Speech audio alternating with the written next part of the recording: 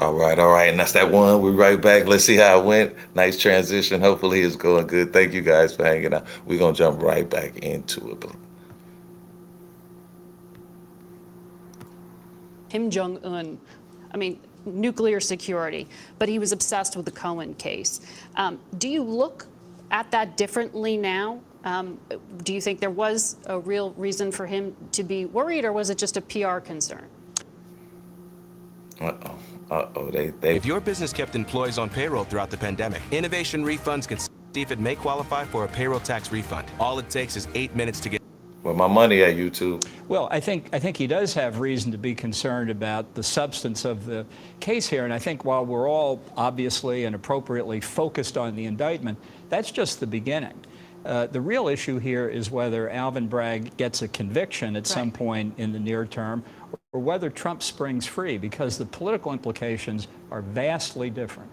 Well, I mean, the timetable for this goes right into 2024. You see what I'm saying? You see how they playing it? Like, this case isn't going to be like finished in 3-6 months. It's going to wear out. It's going to, I don't say wear out, but it's going to be drawn out until the election, or until 2024 at least. And that's going to be the start of election, the campaigning season.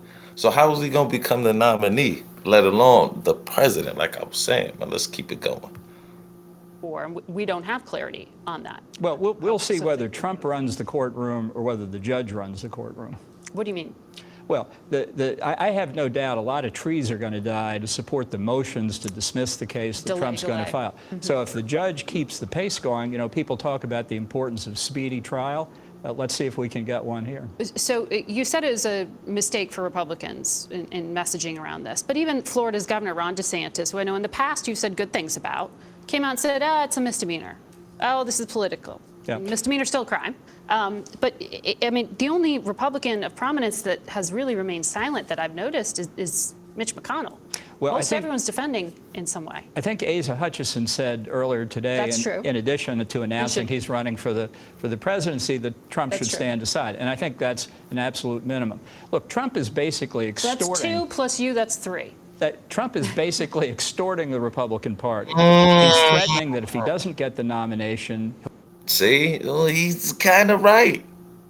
If he don't get it, he gonna burn it down, and then it's gonna be a split vote.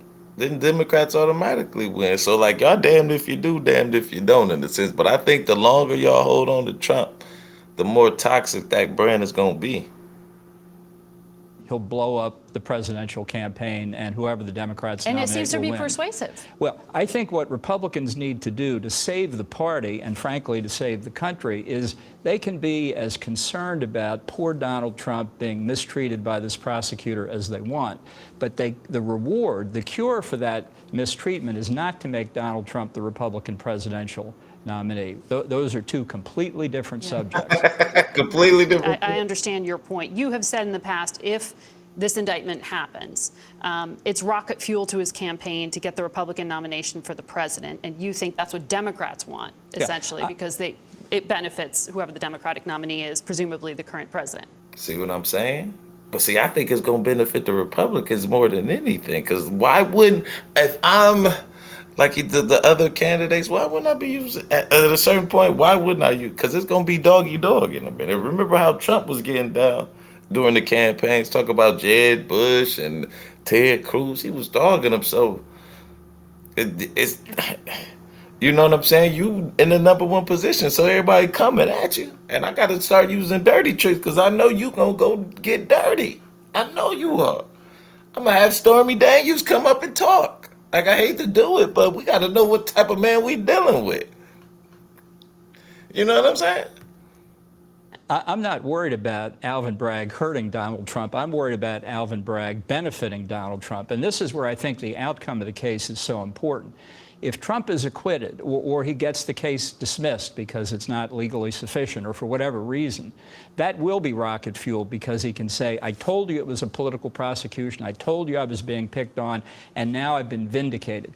If he's convicted, however, at some point before the campaign ends, I think that will have a very different impact on people. You can say it's a sleazy case and it involves sleazy people, but if he's convicted of a crime, I think most Americans actually don't want a convicted felon to be their president. So if he does end up being the nominee, will you support him as the Republican nominee? Absolutely not. I didn't support him in 2020. I wanted to vote for a real conservative, and neither the Republican nor the Democratic nominee were real conservatives, so I wrote in a name, and I would do the same. So you have said you might. Do you see what I'm saying? Do you see what I'm saying about Michael Bone? He does not care. He is on the side of what he feels is right. That's so crazy. He kind of like Trump, but he kind of stand on his principles. That's the one thing. Like, even though we might view his principles wrong, he stands on them. He doesn't waver. I give him that.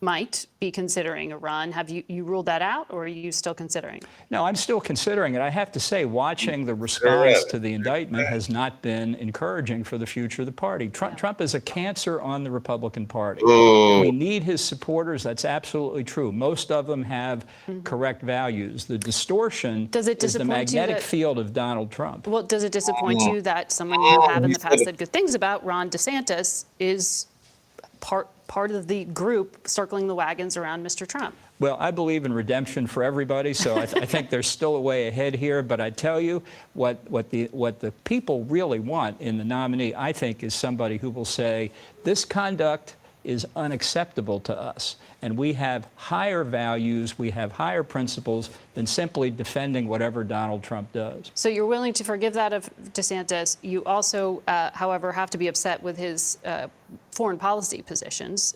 He said, while the U.S. has many vital national interests, becoming further entangled in a territorial dispute. Because we want to hear about, because this is his actual lawyer and the gentleman that paid for that. I'll be right back, guys, okay?